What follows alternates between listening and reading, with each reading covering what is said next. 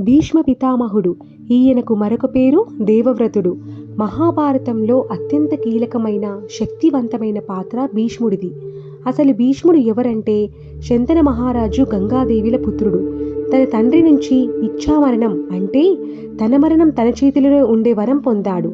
అంటే తనంతట తాను కోరుకుంటేనే తప్ప మరణం సంభవించదు.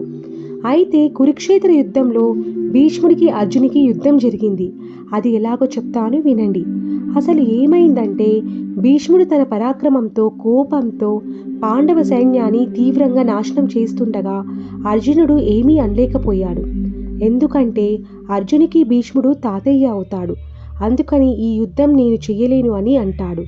దీంతో ఆగ్రహించిన శ్రీకృష్ణుడు భీష్ముడిని చంపడానికి రథచక్రాన్ని ఆయుధంగా పట్టుకొని అతని వైపు పరిగెడతాడు. అది చూసి భీష్మ పితామహుడు ఏమీ కోపగించుకోలేదు. ఎందుకంటే శ్రీకృష్ణుడికి గొప్ప భక్తుడు భీష్ముడు.